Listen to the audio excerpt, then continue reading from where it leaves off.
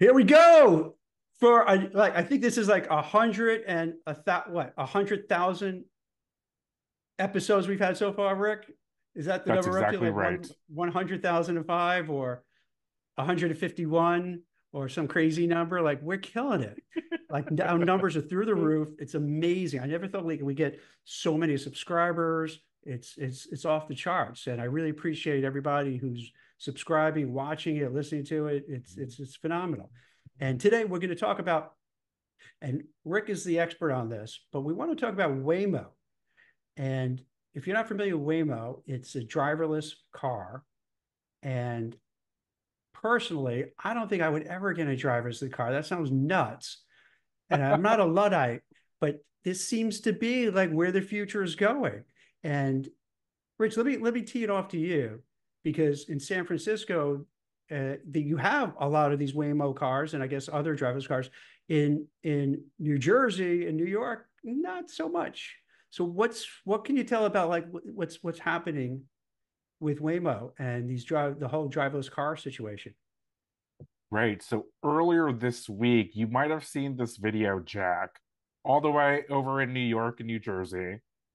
There was a white Waymo SUV going down actually my neck of the woods in the Mission District in San Francisco, and it stops in the middle of the street because the car is blocked by people in the way. So these self-driving cars, they have these camera, this radar, this technology that looks for obstacles as it's driving the car, and it's programmed to stop if it sees something weird or something that it doesn't like.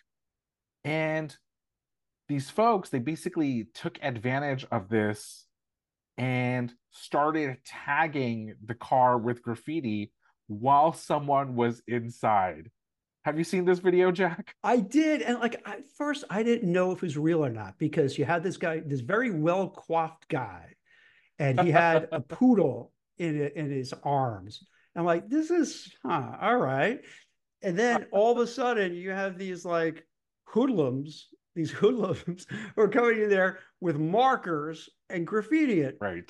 and they're blue markers, like magic markers. I'm like, who walks around in the Mission District in San Francisco with blue markers? And like, this can't be real, but it is real. And my head is exploding because like, what is going on that people are so angry about driverless cars? Is it that they hate the driverless cars, or they're just like destructive because that's what San Franciscans do? They just destroy everything and poop on everything, and break everything and have homeless tents. I mean, is this just par for the course? I think, Jack, with almost everything in life, all of the above is a little bit true. So there's definitely folks out there where they really don't like these driverless cars, right? Mhm. They feel threatened by them because they might be Uber, Lyft drivers. They might be real yellow cab taxi drivers, right? Where they feel like their living is going to be replaced by this technology. There are other folks that just generally are distrustful or dislike tech and the tech industry. And so to have these huge driverless cars kind of representing Google, obviously the owner of Waymo, Mhm. that makes them an easy target, right? These are billboards that just go around the city. And if I can tag it, that's kind of a little bit of credit for, my friends maybe. And then of course there's the other folks that just, they're kids. They want to mess around. They Mhm. tag subway cars, they tag the side of the street, they tag post offices, post boxes. This is just another thing where they're just, maybe just having a little bit of rebellious teenage fun. Do you also think, Rick, at a bigger level, that you're getting this divide? You have one group, let's say in Silicon Valley, San Francisco, let's say to a certain degree, New York and other, that tech is really big, important, building things, and really just, you know, praying at the altar of tech that could do anything. But then you have the Luddites who, whatever new tech is, they're like, no, you can't do that. This is crazy. How dare you? and there's a divide and an angry divide between the two, because like one of the group, the ones that are really all in on technology, they see that they're going to have a better future in their opinions, and build great things and build great wealth for themselves and their companies, where the others are like, no, I want to go, not only be where we are, go back in time where it's more simple, and I'm scared of this future. Did you see that? It's like this really, you see this stark divide that's happening. And it's not like Republicans, Democrats, this or that. It's just a mindset of how they look at things. I think you're exactly right. What's really interesting is, I've taken so many of these driverless car rides, where the video was shot was Mm-hmm. quite literally near my backyard. I live in the Mission District, so I see all of these pass by my house um, every day. And what's been really interesting is last year, there were actually as many as three driverless car companies operating at the same time. So they were very ubiquitous. They're painted in bright colors, right? Waymo is in this bright, clean white. Mm-hmm. The other company, Cruise, was in this bright, almost garish neon orange. There was Zooks, which is these really like boxy like cars that are like bright black. And Mm-hmm. so they're very obvious to see. And what is really interesting is now we only really have Waymo in the city. So Cruise, one of the companies, they had a accident, and after that, San Francisco and California kicked them out. And so Cruise is now operating in Texas and in Florida. Similarly, with Waymo, they're operating in San Francisco, Los Angeles, but also in Arizona. They're doing some testing elsewhere in the country. And so you're seeing a lot of these other geographies that are saying, hey, we're actually not known for tech. These cool tech things often don't happen in our cities or in our states, in our geographies. And San Francisco or California are saying, hey, actually, we're going to turn up our nose and say, hey, you guys, we don't want you. And these forward-looking cities are saying, cool, come here and test it out. And I've been seeing that a lot more, right? You've seen folks that were cheering when Elon Musk announced that he was moving X, which was Twitter, which was headquartered in downtown San Francisco, to Texas. And you had some folks in the local city government in San Francisco cheering that Musk was moving the company out. And wait a minute, the city economists, other folks in the local government were saying, well, they pay millions of dollars in taxes. Their employees contribute millions of dollars in economic value, right? They have to eat lunch somewhere. They have to take the subway. They have to, buy all these things. Should we be really cheering that we're seeing these folks leave? This, no pun intended, this drives me crazy. It's another divide. It's another divide where you have the representatives, the politicians that turn their nose up. Oh, Elon Musk, he's right leaning. Oh no. So we can't do anything with him now. But we used to love him 2 years ago when he was doing EVs, right? Everyone, they adored him. But now, because he might be all right, then all of a sudden he's persona non grata. And so like now you're gonna cut your nose off to spite your face, saying, okay, yeah, get rid of Twitter, get him out of San Francisco. Yeah, good riddance. Or now what happens? You have so many buildings that are empty in San Francisco. So now you can have another building that's empty. If you have empty buildings, you're not going to have an ecosystem for food places and what have you. So then no one comes there. No one comes there. Then it becomes a breeding ground for homelessness and for, criminal activities and drug dealing. So like what?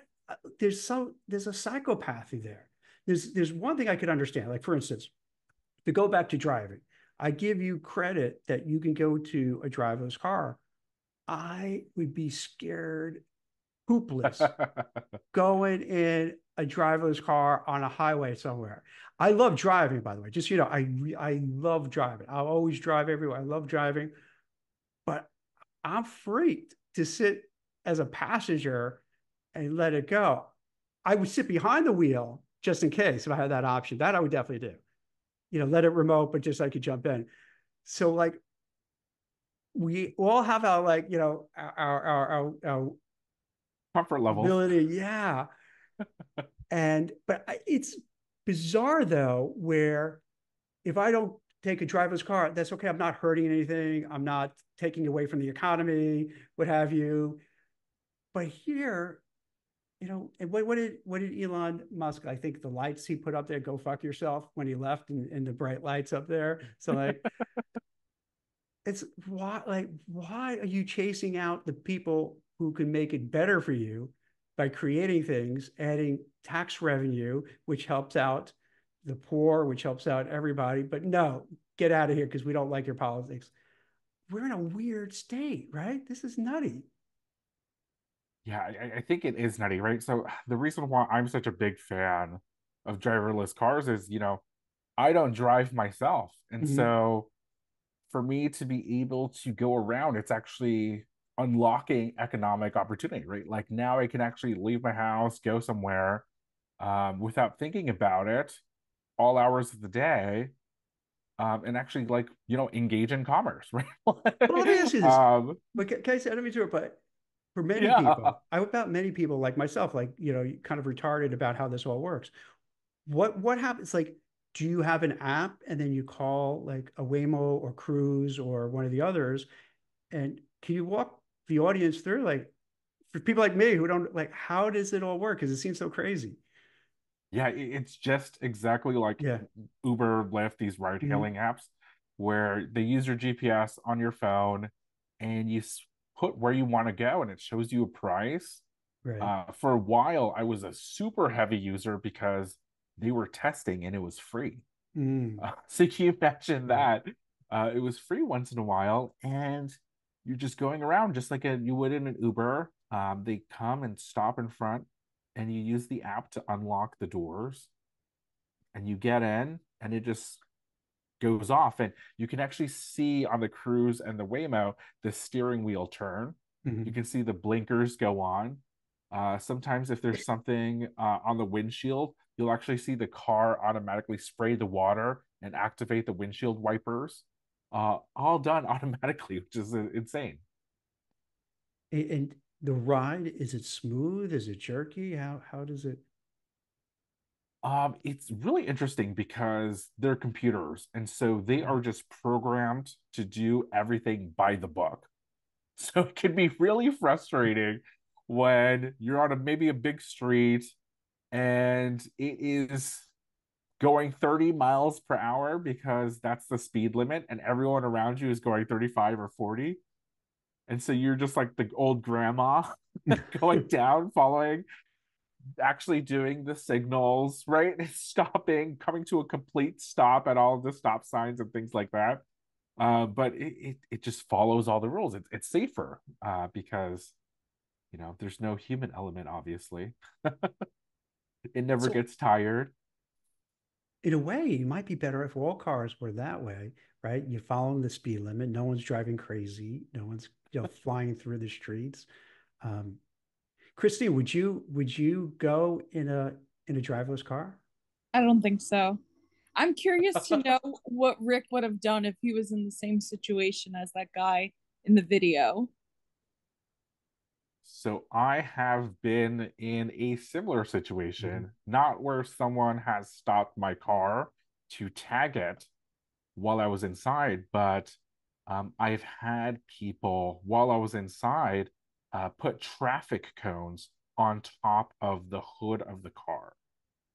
So you're in the Because car what? and they're doing that. So you're in the car in the Yes, passenger seat or in the back, and like just random people coming up and putting those orange cones on top. on top of the hood. And so what ends up happening is in that situation, the car knows that there's an orange traffic cone. And so it slows down and then stops. And because it feels that there's something quite literally on the car, it thinks that it's been in a collision. Oh, And that's so so that's you'll why. literally see the screen inside the car saying crash detected or collision detected. And what ends up happening is there are video cameras on the outside of the car, also on the inside of the car, and there's a speaker that you can talk into because there's a phone service and it connects to the company. And what ends up happening in literally less than 3 seconds, there's almost like a voice of God that comes on, at least when I was in these cars. Someone literally put a traffic cone on top of my hood, less than 3 seconds. Someone came on inside the car and said, Rick, are you okay? We noticed your car stopped. Okay, they think maybe it crashed. Is that Because they think because it crashed. Then they're looking at the uh, camera video footage because every square inch it's just shooting in 360 degrees camera at all times. They're looking at the video footage while I'm explaining, almost like having a speakerphone call and saying, "Oh, someone put a traffic cone on the car. Should I get open the car door and just take it out?" And the advice they said, no, stay in the car because the car doors are no, always is that locked. a human being now, or this is just some like AI programmed? No, this is a human being that's Okay. actually talking to me, reviewing the video footage as I'm, talking back to him.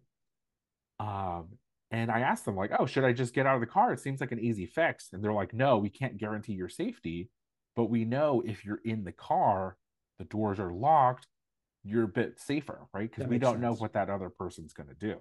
Right. Wow. Yeah. That's, I mean, just the tech alone to be able to do all those things. If you think about it, it seems like, oh yeah, you're in the car and don't worry, it's driverless. And but the amount of technology and software that goes into it, that's mind numbing. That's crazy, right? Like to make sure to stop at a stop sign, to know if a ball goes in the road, is it a ball or is it a little kid or a carriage, to know all those differences. Damn. I mean, that's exactly I feel so comfortable about it because I know there's someone that's gonna come in and talk to me in less than Yeah. 3 seconds and help me troubleshoot whatever's going on, right? I've been in driverless cars where um, it gets stuck because the person in front is this big truck that's blocking up a short residential street, right? Mhm. And so a person actually has to say, "Oh, I see that you're stuck. The truck in front of you isn't moving. I'll get you out of there."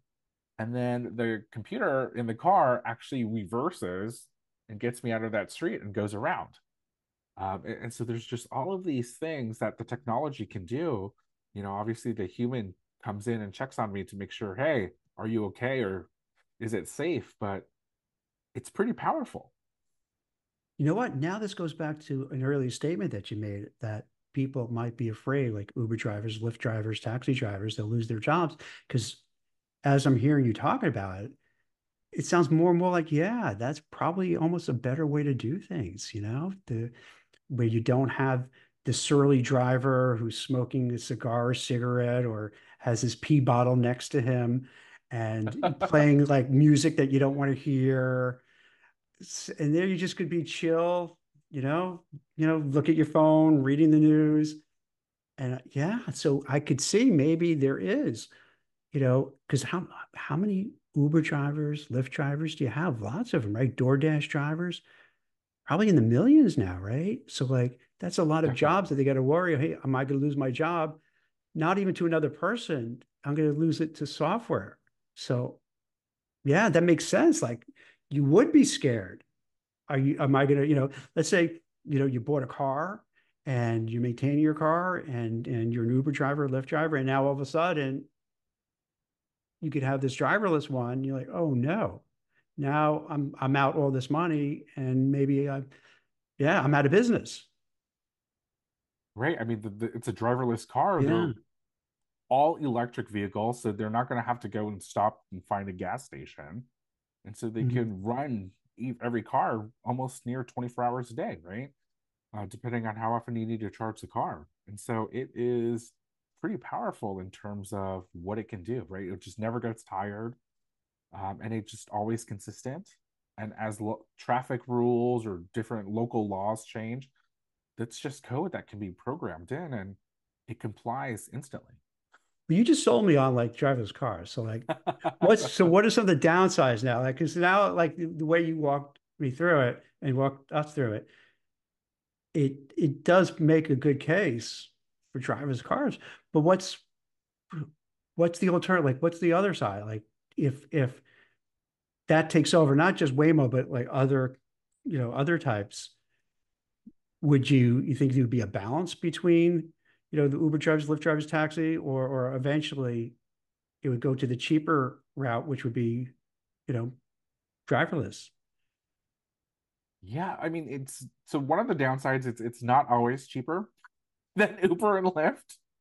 Oh, is it expensive to take these cars? So it has its own pricing Yeah, algorithm, just like Uber and Lyft. And right. I've been in situations where, I compare all the apps because I don't drive Mhm. and I need to. And so sometimes I'll find, Lyft is cheaper than Uber, Uber's cheaper than Lyft, and sometimes Waymo is the cheapest. I've also seen situations where Waymo takes the longest because it actually follows the speed limits, right? And the exact Uh, route, not taking like little whatever detours. exactly. And it's just GPS, and so it just goes from point A to point B. Whereas, a local driver, they might know shortcuts, right? They might drive a little faster because that's the flow of traffic. And so sometimes it takes longer. Sometimes it is more expensive. I've been in cars where sometimes it literally stops because it sees the flashing lights of a passing ambulance or a passing fire truck. It sees the sirens and the lights, and it'll literally slow down and stop even when that emergency vehicle is nowhere near it. So sometimes it just does odd things where it slows down all of a sudden. And that's actually been a local complaint from the local emergency, officials in San Francisco, that these cars get in the way of the fire engines, the fire trucks that are trying to, get to the actual fire, the actual emergency. So that's been one kind of concern and complaint because it's too conservative in terms of how it's Yeah. driving, right? Like a human person would use its judgment and say, well, I'm in a 2 lanes over from where the fire truck is going. I don't need to slow down. Whereas this driverless car will say, oh, it's on my direction. It's right behind me. I'm going to slow down anyway. Hey, can I ask you this kind of on a tangent a little bit? Yeah. I fully admit, if you turn back the clock, right? And I would look at a lot of these different, tech-driven new types of unicorn companies. For most of them, if they said, Jack, do you want to invest? I'd be like, you're crazy.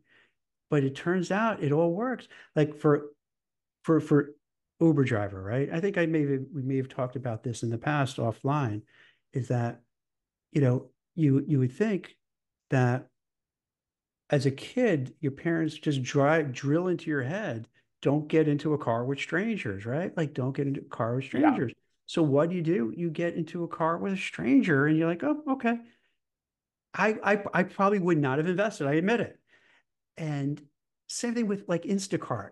I couldn't imagine because one of my jobs as a kid, like it wasn't a job, but I would, my chore, I would help go grocery shopping, particularly for my grandma, and make sure I could get all the stuff. I couldn't imagine strangers picking up the food for me, like picking up like bananas and make sure like they're not getting the ones that are all like, dark, or, you're Right. getting some, meat, and make sure you're not getting spoiled meat. Like you would think they're not going to care, but yet bazillion-dollar business.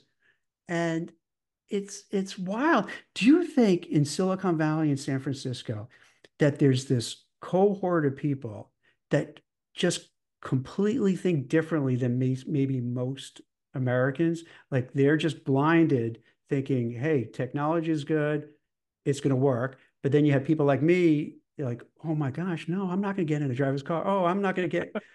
Is there something in the water? Seriously, is there something like? Have you? Because you live in this whole world. like, is there something in their psyche? Is it maybe they're autistic? Is it maybe that they like there's just a weird thing in their mind, but it helps them to succeed?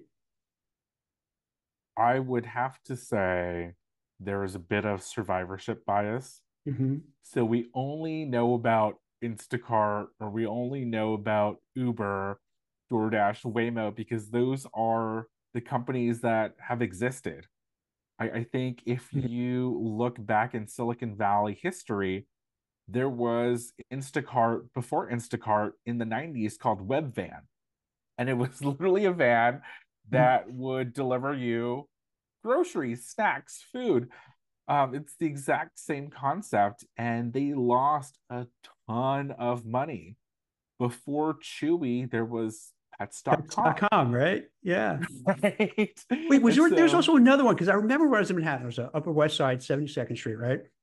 And it was, I can't remember what the service was, but it was a service that would like bring up popcorn, and just to date myself, it would be a Blockbuster video, and they would come and bring it over, and Karen, my wife, and we'd be like, wow, this is crazy. Like someone delivered like popcorn and a video cassette to watch a movie from Blockbuster. This is nuts. How is this possible? I can't right. remember the So, name like, of which one it was. I wish I knew Yeah. too, but it was, these are not new concepts, Mhm. right? There's even a service that I'll say, I'm going to out myself. I'm a little embarrassed Mhm. to say that I use sometimes because I have a perfectly good washing machine and dryer in my Hookers. house. But no, there's a Oh, startup sorry. called Rinse Yeah. where you literally put your dirty laundry into a big laundry bag and you leave it on your front door, and someone will literally come pick up your laundry bag, and they'll clean your laundry, That makes come sense. back, Okay. and give it back to you. Is that successful? Is it that kind of makes sense? I mean, it's still in business. I wouldn't say if Yeah. it's successful or not, but they got suckers like me Well, paying it's not to because get my like doing laundry laundry, cleaned. it's terrible. I hate doing laundry. It's the worst. I would pay for that. No doubt about it. No, two ways about it. You want to hear something really funny? When I was a kid, Always. you would have you would have people who would bring milk to like milk containers to the house. They would also have trolley chips, like these potato chips would come and deliver. And seltzer was a big thing in my neighborhood. The Yes. seltzer guy would be there and he dropped seltzer bottles there. So that was a precursor to a lot of these things where that last mile, just bring the seltzer right to your house. I still remember my aunt, her house is older, Yeah. and in her kitchen there is a milk door. Mm, If you know what that is. yeah. Quite literally a door for the Yeah. milkman to come in and put in the new milk that you delivered, in like a little ice box. Not even a fridge. So it's always like it's what it seems like, one iteration after the other. Like you start from like the milk, then you go to the rinse, then you go to the Blockbuster that's delivering it to your house and so forth, and it just keeps going. I guess I don't know. Yeah. It just keeps going, I suppose, right? No, I wonder if it's just a function of luck and timing, Mhm. right? So I remember when I was growing up, there were people that were saying, oh, we're going to have flying cars and Yes. self-driving cars. And if you were to tell me then that, 20, 30 years later, fast forward to the present day, that I would be regularly, pulling out a computer from my pocket and tapping for a self-driving car to instantly spawn in front of me and take me to another place, I would have said, yeah, Rick, you're crazy. This is sci-fi, but it is just a function of, wow, like maybe our society, maybe our time has just evolved where we have a lot more capital to fund these things. We Mhm. have a lot more technology know-how to be able to program code and bring these products to life. And then we actually have the, extra spare dollars to spend to actually, benefit from these services. You think also with driverless cars that for the tech sector, which has been, it goes in waves, and a lot of times like layoffs and what have you. But with the amount of software and all the engineering for these cars, do you think that could be another, not like AI, but another just boost to the economy and a boost to the tech sector? Because now you're going to need all these, software engineers and software developers and people who specifically know this kind of engineering. And that could be a boon for a lot of workers to have these opportunities. Do you think that's a positive aspect of this? Yeah, I think so. I think there's been all this doom and gloom about Yeah, AI taking jobs, right. but I think what ends up happening is it does take away some jobs, but not every job. And those folks then end up doing something different.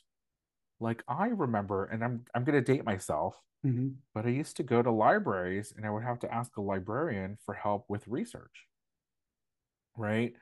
And I had to like go and like use the catalog with this person, and they would teach me how to cite for my paper, how to do the research in the library. And then now that librarian is doing other things. Right now they're planning community events. Now they're trying to teach kids how to read, right? Rather than teaching me how to find that book, they still have their job. They're just doing different things. And so I think we're just going to see bits and pieces of that throughout different jobs, different functions, different industries where, yeah, maybe I don't want to spend hours doing data entry. I remember in school, I had to, do you know what 10 key is, Jack? No, I don't think so. So 10 key? I'm going to date myself, but It's 10 key. it was a little keyboard and it was the digits from 0 to 9. So the 10 keys. And it was how fast you could do the math, like adding, No, yeah. subtracting. It's basically like really outdated now. But just like we had to take typing classes in at least for me it was like elementary middle school. Yes, so I. um Now at the time I also had to do 10 key, but now there's no 10 key pad, right? Like we just use Excel and spreadsheets instead. But before we had a typing speed and also a 10 key speed. And so fortunately we don't have to do that now with technology. Can we go maybe on a different topic just for a little bit? Sure. I find it's really curious where we're talking about like these just crazy technology that's just changed everything. Like you said, I think just the iPhone alone. I mean, like you're saying, it just has everything there for you. Like you have no reason to be stupid. Like no one should be dumb anymore because you have Oh, everything. Like all you have to do is pick up the phone and put in like whatever you want. It could tell you, give you an answer. But so you have that, right? But yet you have so many areas like Kensington and Philly where they're all zombied out from I don't know what drugs they're taking. If you guys have probably seen the videos where they're like hunched over. I don't know. I can't even comprehend how that is. Like they're hunched over. They're just they're bugs and maggots on that. And it's like you have that. And I'm sure in San Francisco you have pockets too that just people are pooping on the streets, homeless people, crazy people, stabbing, doing drugs out in the open. So all of how the do you above. to me, I find it really hard to reconcile how like you have this one cohort is like building like just cool stuff. And then you just have like kind of devastation and blight in other areas. Like, I, how does that make sense? Like, Chris, what do you think? Like, to me, that always blows my mind. Like, how does this happen? I think the tagging of the Waymo car is actually the perfect representation for what you're talking about because it's like a middle finger from like the people who maybe feel left behind by these tech companies and other corporations. I think that's fair to say, right? Because like, if you don't have those skills and have hundreds of thousands of dollars in college debt and you have to pay it back and you can't have a job to pay for it. Like, for instance, I think Rick tweeted about where people graduating from Berkeley and with, computer science degrees 4.0 perfect and, GPAs. and they can't 4 point and they can't get a job. So like, I guess, but that's a little different than the people who like all drugged up. But this is another aspect of it. So now you have people who did everything they were supposed to do. Your parents that go to school, study, work hard, go to college. Even if we have to take on debt, it'll pay off in the long run. And now it's not. And Chris, I think that's why you're saying with the giving the finger, because like you just pulled the rug out from under us.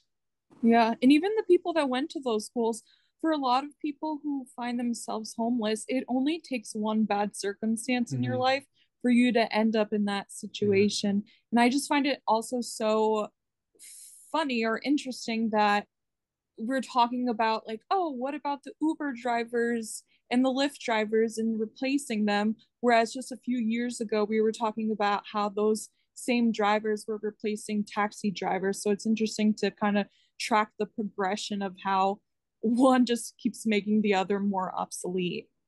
Yeah, the taxi drivers in New York were crushed because you would buy medallions, Rick, in New York to be attacked. The yellow, the ubiquitous Oh, back the the, then the right yellow. to To get it went up to like $1 million to get the wow. medallions that are on those yellow cabs.